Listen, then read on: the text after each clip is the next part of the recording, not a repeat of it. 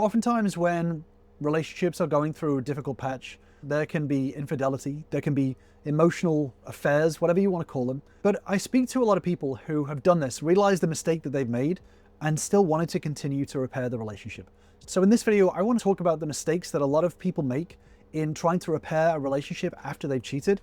Then I'm going to talk about the actual steps to repair the relationship after cheating.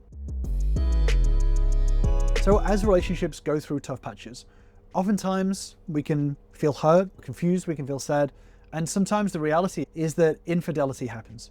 Now, a lot of people will think that infidelity means that it's the end of a relationship, whether it's the person who's being cheated on or the person doing the cheating.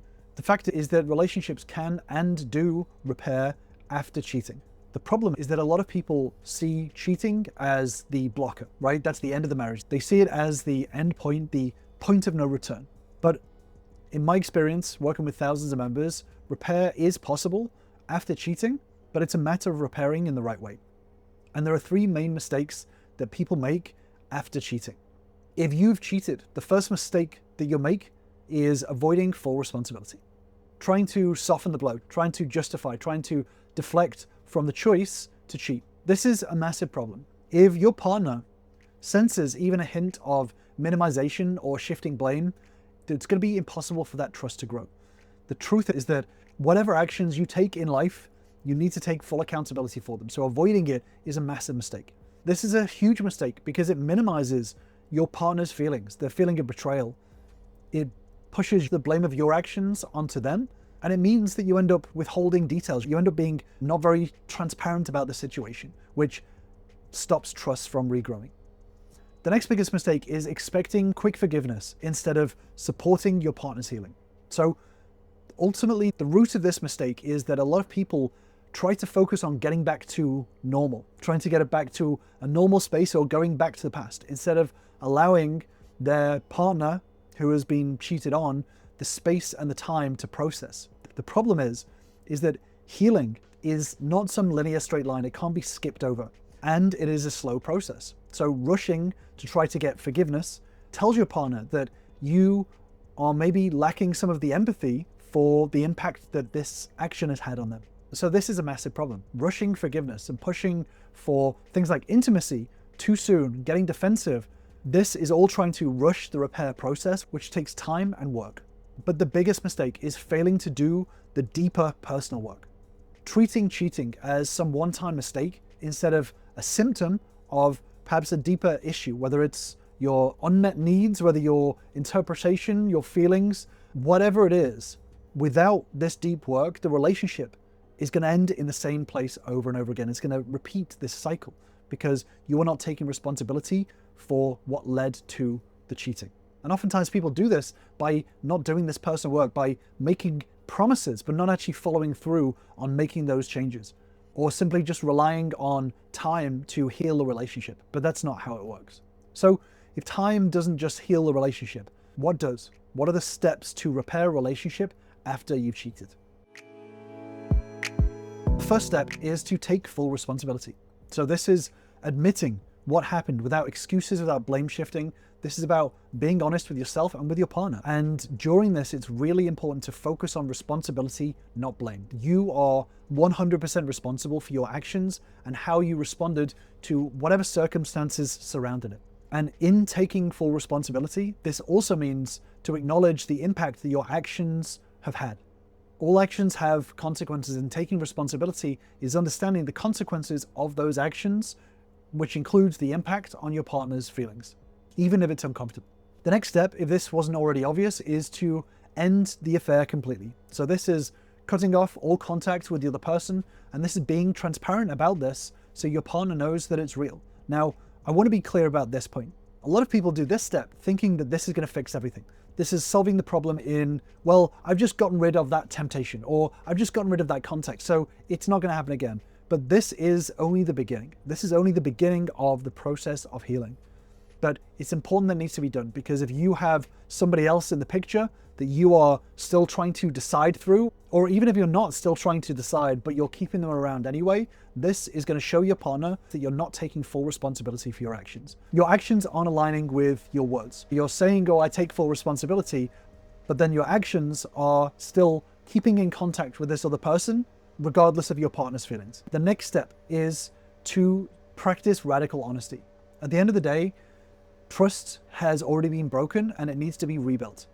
So getting into the habit of being radically honest about what you do, how you're doing it, answering your partner's questions directly, even if it's painful, but being clear about where you're going, what you're doing, allows you to rebuild trust with your partner. So this is the logical side of things. This is radical honesty about logistics. So if your partner's asking where you're going, understanding why they're asking, but being honest about it, being honest about your whereabouts, your routines, what you're doing, etc. But again, this is only one step in rebuilding trust. From this, the next step is to show consistent accountability. So whatever promises you're making, even small ones, making sure that you are consistent with this. If you say you're going to call, if you say you're going to be home, making sure that you're aligning your actions with your partner's expectations. Or if your partner's expectations are different from your planned actions, making sure that you are being honest and transparent about those misunderstood expectations. If you know your partner is expecting you home at 10 and you know you're not going to be home at 10, be honest about it, be accountable about that. This is going to allow you to be more consistent. But the most important step is to allow the space for emotions. So there's going to be a lot of conversations about the feelings of the impact of the infidelity. Your partner will be angry, will be sad, will distrust you, will have a lot of complicated feelings. And there needs to be the emotional safety for them to be able to express them, for them to ever be able to trust you again. This is part of the healing process. So there needs to be conversations about that. Leading the conversations is going to be crucial to make sure that you are validating your partner's feelings, understanding this process and taking the time to build this emotional safety. Now, I won't go too much into emotional safety right now. There is a link to a video that I've done on Deep Dive, which I'll link to on the screen and in the description down below. But building this emotional safety is going to be absolutely crucial to repairing the relationship. So this is a lot of managing your emotions, listening actively without being defensive about your partner's feelings. This is building this emotional safety over time. But long term, one of the most crucial steps for repairing the relationship is not just about having these conversations, it's working on your own why behind the infidelity. Taking the time to do the work to understand why you did what you did.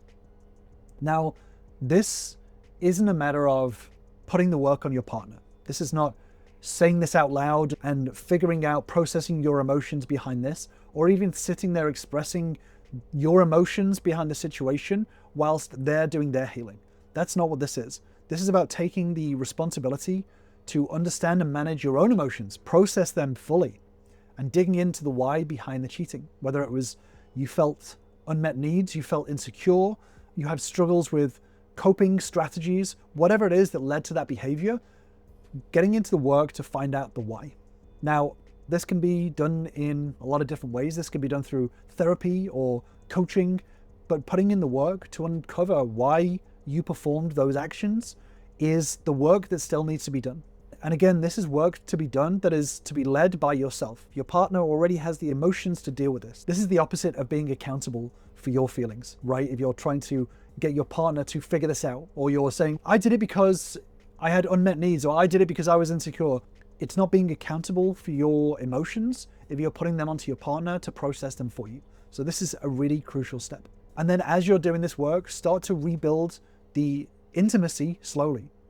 So when I say intimacy, this isn't about necessarily sexual intimacy, but this is building the emotional intimacy. This is the emotional safety that we talk about.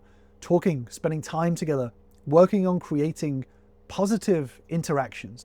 So positive interactions are not just communication. A lot of people email me and say, how do I repair a relationship when my partner isn't wanting to speak with me right now? But when you're making these changes, it's not just about what you say. It's not just about how you say it, although that's important. Right now, there is a lot of evidence for your partner that is saying that trust will never be rebuilt. Rebuilding that trust is about increasing the counter evidence to that. So if there's a lot of evidence to say that you can't be trusted, creating positive interactions is about creating evidence that you can be trusted. So this is not just about conversations. This is about follow through. This is about consistency. And this is about aligning your words and your actions. So rebuilding intimacy is always from the ground up. It's always from how you live your life day to day. Once you start working on that deep work, over time, as interactions become more common, they will feel the difference in you. They will see that from the way that you live your life, and they'll see that in the way that you speak, and eventually in the way that you communicate. But when it comes to physical intimacy, that should only return when both of you feel ready. That is what we call an emergence. That usually happens as a result of everything that's built underneath it. So there's three core elements of relationships. There's emotional safety, there's intellectual intimacy, and there's goal synergy. It's only when all of those are in a good place that things like the physical intimacy actually come from that. So don't worry too much if that doesn't sound too familiar right now. I go deeper into it in my relationship bootcamp, which I'll link to in the description down below. This is where all my members start with to start learning the fundamentals about how to repair and reconcile and regrow a relationship, doing it from the ground up. If you do want to join us, then just click the link in the description to grab your spot. And then over time, as you are rebuilding safety, it's important to start creating new relationship agreements. So this is learning the patterns that you fell into and starting to create new agreements for a new relationship. So again, this isn't a matter of going back to an old relationship. This is a matter of rebuilding a new relationship, changing the way you communicate, setting standards around communication and transparency, feelings, vulnerability. This is very important for moving forward in the relationship and taking it to a place where both of you can grow in the right way. It's important to understand that during this whole process, there are going to be conflicts, times when it feels like it's going to escalate. Now, I've done a deep dive video on a tool called the HEAT method, which is about how to de-escalate arguments in order to start rebuilding this emotional safety long-term. It's crucial that you start to change the way that you communicate in order to move the relationship forward, in order to give it a solid foundation for a clear path of repair. So I'm going to leave you with that deep dive video on the HEAT method, and I will see you over there.